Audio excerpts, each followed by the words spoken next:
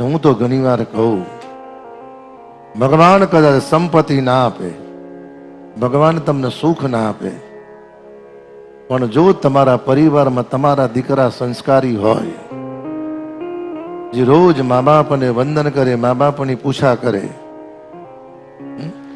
માતા પિતાની આંખમાં આંસુ ના જોઈ શકે, કદાચ મુખારબિંદ ઉદાસ જુએ અને તરત દીકરો પૂછે કે બા શું થયું? સંપત્તિ કરતા પરિવારમાં સંસ્કાર મહત્વના છે સાહેબ. ઘણી વાર સંપત્તિ હોય છે પણ પરિવારમાં સંસ્કાર હોતા નથી સાહેબ. અને અમુક ઘરમાં તો જુઓ, જે ઘરમાં ભગવાન બહુ સંપત્તિ આપે ને, એમાં અમુક ઉંમર પછી મા બાપનું રસોડું જુદું હોય, દીકરા પુત્ર બધુનું રસોડું જુદું હોય, ત્રીજાનું રસોડું જુદું હોય.